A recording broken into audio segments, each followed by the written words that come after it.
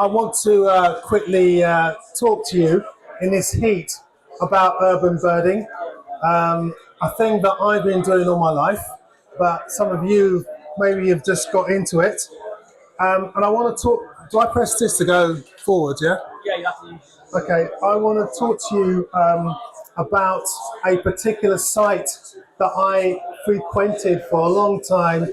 Well, actually, when I say that, I'm talking about once a week every spring and once a week every autumn. I stood on top of a tall building. But let me tell you more about that in a second. Firstly, let me just give you my credentials in case you're thinking, who's this guy talking to us about birds? You know, you may think I don't look like an average birder. When I was a young kid, I was 7 years old, I came across these two books.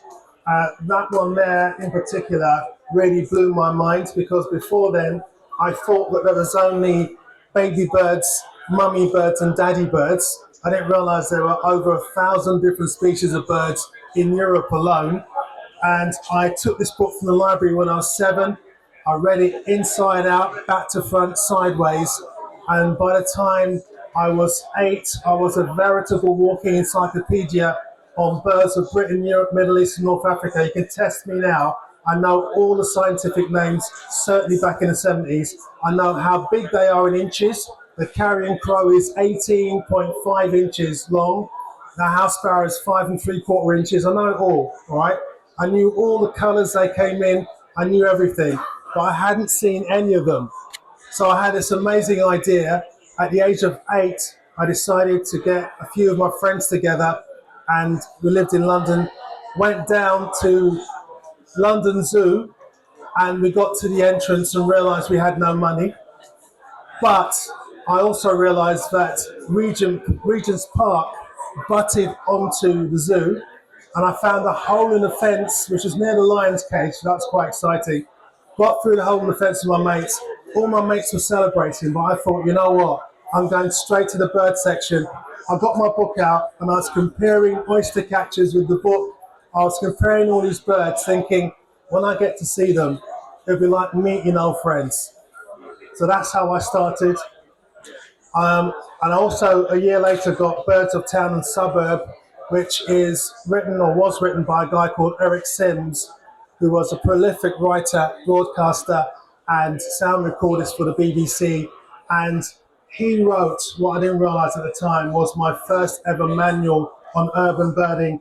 And basically, he taught me that you can watch birds anywhere, your garden, down the street, anywhere.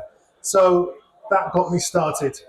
I have an admission to make, and that is, even though I got these books when I was 7, I still haven't returned them to the library. I did go back 10 years ago, but unfortunately, libraries closed down. So what do? I can't throw them away, so I've got to keep them. Anyway, on to my subject. I'm from London, and I live over here somewhere in Wembley, or I used to live in Wembley, up here somewhere. And a while ago, I noticed that there was this thing that happens every October, mid-October to mid-November, a massive migration which occurs over London from the northeast through to the southwest. And that migration, I used to watch from my patch, Wormwood Scrubs. And one day, over 90 minutes, I actually guesstimated 90,000 of these birds flying over. You might be wondering what these birds are. Well, it was wood pigeons, or were wood pigeons.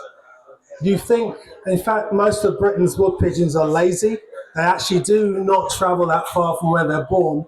However, for some reason, there's a massive migration that occurs, and we think they come from Scandinavia, and they fly across eastern England, across London, heading southwest, and we think that they end up in Iberia. But there's been no conclusive proof. But my interest was, I want to get on top of a tall building and actually see this firsthand. So one day I was playing football, as you do. I got tackled very heavily by some guy. I was just about to start a fight when he actually said to me that he was a cameraman. And I said, oh, what are you working on? He said, oh, I've been on top of this building called Tower 42. I thought, Tower 42, where's that? He said, it's near Liverpool Street. It's one of the tallest buildings in London. It's 600 foot tall. And, you know, it looks really beautiful up there. I said, you know what? So I contacted Tower 42 and all the stars were aligned because they actually agreed for me to come up and look at birds up there. And I formed a Tower 42 bird study group in anticipation because I just had this feeling. It's almost as if it was biblical. It was meant to happen, and I knew that I had to make that phone call, and I knew that I had to have it all planned. So I got up there, and that's the building there, very attractive as you can see. It used to be called the Nat West Building, 600 feet tall. Now, these days, it's surrounded by other buildings like the Shard, which are absolutely taller, and the Gherkin as well. But anyway, on top of that building is amazing. You feel, well, firstly, London, when it's a day like this, looks like an island. You can actually see Southend. You can see Stephen Moss waving sometimes. You can see his family waving occasionally as well. It's such a brilliant view up there. It's incredible. And I got a lot of people to come up, and a lot of them weren't even birders. But I said, listen, we're going to watch for wood pigeons flying overhead, and all I need you to do is to firstly enjoy the view. And of course, there's people there saying, my mum lives there and I live over there. And I'm thinking, great, it's good because you're picking out landmarks, because you're going to have to shout out stuff when you see it. Because watching from that height, you'd think it's easy, but it's like sea watching if you're familiar with that. In that once a bird hits a wave, what have you, you take your eye off it, you missed it. And it's the same thing with a city as well. So I'm up there, and on our inaugural day, got up there and it was bloody foggy, and I saw about 5 wood pigeons, so it wasn't very exciting. But my whole idea was to get people to look up, which is one of my phrases. And I was very keen also because the local and national press took it on board and said to me, how can you go on top of a building and see birds of prey migrating in London? It's impossible. And I said, well, if you come and look up, you'll see stuff. Even I wasn't sure, but I had to I had to style it out as if I was sure. So I got a bunch of birders up there, and every week, once a week, we go up there, spend 4 hours, and just look around and see what we saw. So over the years, we saw quite a few birds that we expected and didn't expect. So, for example, kestrel, which is now Britain's 3rd most common bird, raptor, should I say, but unfortunately it's declining and we don't know why. And in 9 years, we only saw the kestrel twice, which is incredible for a bird that you'd expect to see all the time. We also saw 1 or 2 red kites, which are now becoming much more prominent now in our views. I'm sure you know the history of the red kite. Back in the medieval days, when it used to be an urban bird scavenging the streets of London, and even there's writings about them, dipping into the Thames to pick up garbage, and they were really very numerous and revered by the Londoners until gamekeepers were invented, and all of a sudden, when gamekeepers were on the scene, they suddenly thought anything with a hook, beak, and claws are trouble. So they basically exterminated the red kite, and it got to the point where they were on their knees in terms of population. I think during the 60s, 70s, 80s, the only place you could actually go and see them was in mid-Wales. Even I made that pilgrimage when I was younger, and there were like 5 or 10 pairs there. But since then, as you know, it's been the most successful reintroduction ever. They brought birds in from Spain, released them in Oxfordshire, and the rest is history. What's interesting is that in Spain, the population of red kites is falling through the floor. I'm based in a region called Extremadura. I actually live in Spain, thanks to Brexit, but that's another conversation. And basically, the population in my region, which is twice the size of Wales, is only 110 birds or pairs. So what's happening now is the birds that are breeding in Oxfordshire, which were basically descendants of Spanish birds, those young birds are now being shipped over and released in Spain. So it's gone full circle. So it's really interesting. But I'm sure you guys have been seeing red kites more prominently, and they're quite prevalent where you look up. And we also are getting lots of buzzers flying over. which was good for London at that point because I haven't done this for 9 years. So we're talking about 15 years ago. I used to lie on my back with 600 feet up, and you could see even higher tiny dots, and they turned out to be buzzards. What's interesting about being on a building that high is that if you are any higher, you actually got less chance of watching migration. 600 feet seems to be the optimum height because birds either migrated lower or just above us. And part of the reason I think is a lot of them were actually coming in to investigate wherever they were looking at. And it wasn't actually birds of prey all the time. Some of the birds we saw were Arctic tern, which was unbelievable. Sandwich tern, which I was really upset because I had my eye on sandwich terns flying up the Thames. I turned around to tell everyone, look, there's sandwich terns. And when I came back, I couldn't see them because I didn't keep my eye on the birds. I actually did not follow my own rule. And we also had quite a few, especially in the autumn, passerines over, like meadow pipits and swallows. So it was actually quite interesting, the number of birds we had over. We even had hen harrier fly over once over central London. We had marsh harrier as well. It's just incredible. But the main event is the peregrine. As you know, well, you may not know, but London now has the lion's share, or should I say the biggest population of urban peregrines in the world. It used to be New York, but now London's taken over. I did a documentary last year for BBC World Service, and I was talking to people in London as well as other cities around the world. And apparently in Greater London, there's 110 pairs of peregrine, which is incredible when you think that just after the war, there were no more than 70 pairs in the whole nation. And once they started recovering, they were hit again by DDT poisoning that decimated their numbers again because with DDT, it made their eggshells very thin. But then they survived that and started increasing. And all of a sudden, they realized that cities, oh my God, why didn't we discover this before?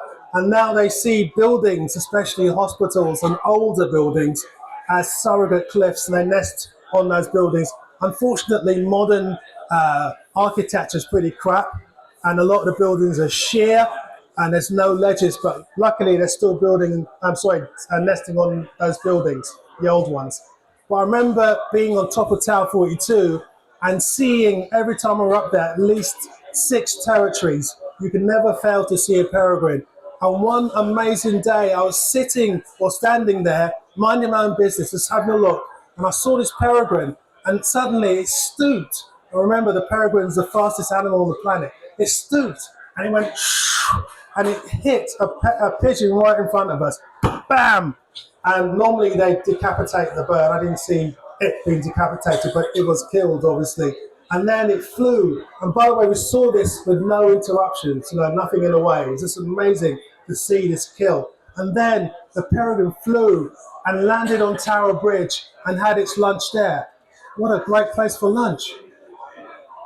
That's what I think anyway. It was amazing to see that. So that was incredible. But I think the best thing ever was when one day we were standing on the tower. That was in an autumn. I can't remember what year it was. And this bird started flying. I picked it up from Peckham. It's flying over Peckham. I thought that's funny, but it's quite hot and you're tired and stuff. Anyway, it's flying over Peckham. It headed towards us, and it turned out to be a honey buzzard. And for those who don't know, honey buzzard is a pretty rare bird. It's called a buzzard, but actually it's more closely related to kites. And they kind of move their tails like kites, actually. But it's convergent evolution to look like a buzzard. So I was like, oh my God, that's amazing. But then all of a sudden, another one flew past.